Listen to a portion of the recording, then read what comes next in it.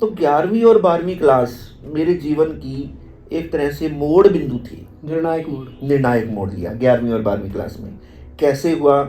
उस समय मुझे मिले इंग्लिश के श्री अजीत सिंह जी चुघ, जो कि इंग्लिश के प्रवक्ता थे। और मेरे जीवन को मोड़ देने वाला शख्स जो मुझे मिला वो थे आदरणीय श्री शीशपाल जी जांगड़ा, जो कि उस समय पॉलिटिकल साइंस के प्रवक्ता थे। तो उन्होंने जब जैसे मैं स्कूल में गया तो हमें लगा कि ये जो हैं ये बहुत ही ज़्यादा सख्त बंदे हैं। उनका अनुशासन जो था वो बड़ा, लोग मानते थे उनके अनुशासन को। ऐसे था कि पत्ता नहीं फड़कता उनके बिना स्कूल में, पूरी सख्ती मतलब वो दिखाते थे। लेकिन जैसे धीरे धीरे करके क्या हुआ कि उनसे बड़ा मेलजोल हो गया, और मेलजोल इस तरह से हो गया कि उनको भी पढ़ने वाले बच्चे, टीचर सारे ऐसे होते हैं, सब देखने में कई टीचर सख्त होते हैं लेकिन वास्तव में उनको पढ़ने वाले बच्चे पसंद होते हैं, सभी को ही पसंद होते हैं। तो इसलिए उन्होंने क्या किया, उन्होंने मेरे को थोड़ा सा जाना पहचाना, और ये उनको लगा कि ये लड़का अच्छा है, कुछ कर सकता है। तो एक दिन उन्होंने मुझसे पूछा कि तुम्हारा सब्जेक्ट कौन सा है अच्छा? तो मैंने उनको कहा कि मेरा सब्जेक्ट तो सारे ही अच्छे हैं, ठीक ठीक हूँ मैं सभी में, ज़्यादा इंटेलिजेंट नहीं हूँ। तो उन्होंने कहा कि आप की इंग्लिश कैसी है? मैंने कहा सर इंग्लिश मेरी इतनी अच्छी नहीं है, ठीक ठीक है, ज़्यादा बढ़िया नहीं है। उन्होंने कहा कि ऐसे है, आप ना छुट्टी के बाद बैठ जाया करो, मैं आपको इंग्लिश सिखाऊंगा। तो मैंने कहा ठीक है सर, छुट्टी के बाद बैठ जाएंगे।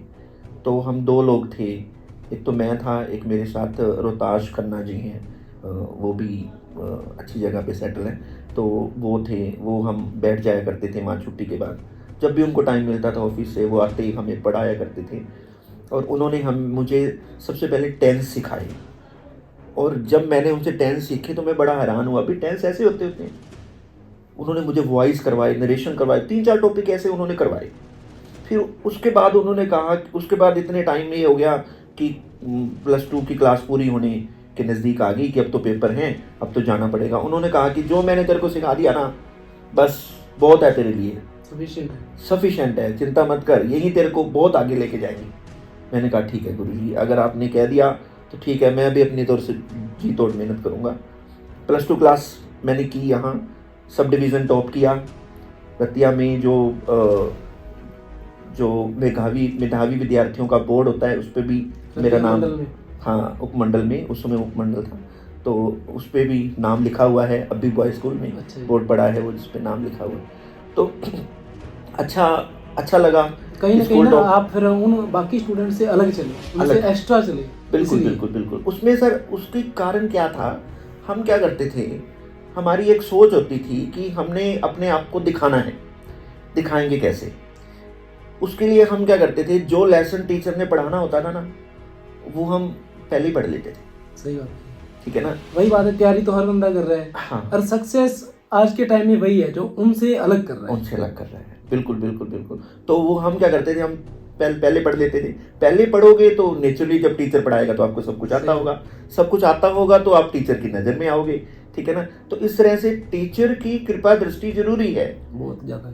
एक बच्चे के लिए टीचर जो है उसके लिए बहुत कुछ कर सकता है, उसकी ज़िंदगी को मोड़ सकता है। मैं उसका साक्षात उदाहरण बैठा हूँ। ठीक है ना?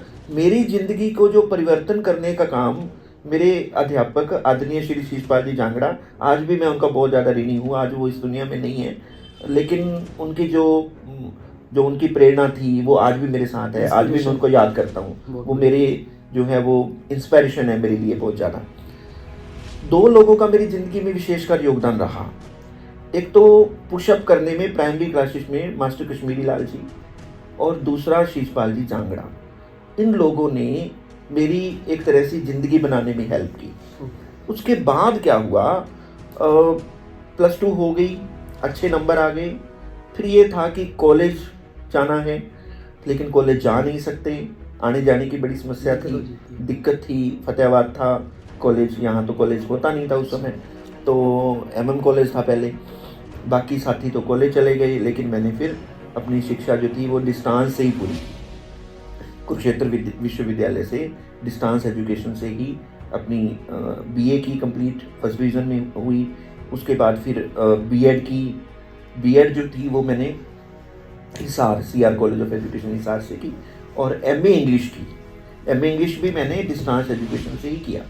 तो MA इंग्लिश जब किया, तो जब हम MA में जाते हैं ना, MA की पढ़ाई BA की पढ़ाई से कुछ अलग होती है, कुछ टफ होती है। हाँ जी, विशेषकर मेरे जैसे विद्यार्थी के लिए लेवल बहुत अप होता है, विशेषकर मेरे जैसे विद्यार्थी के लिए जिन्होंने घर में ही शिक्षा ग्रहण की हो, और उस समय कोई जैसे आजकल तो क्या है कि यूट्यूब है, इंटरनेट है, आज बहुत से सोर्सेस हैं, आप ऑनलाइन कोर्स ले सकते हो, बैठे बैठे कुछ भी कर सकते हो, घर बैठे बैठे। मतलब आपको अगर कोचिंग भी लेनी है तो कोचिंग लेने के लिए जाने की जरूरत नहीं है, आपके घर बैठे बैठे आप सर्च कर सकते हो, हाँ, बैठे बैठे आपकी ऑनलाइन क्लास ले सकते हो। लेकिन उस समय ऐसी चीज़ें नहीं थी।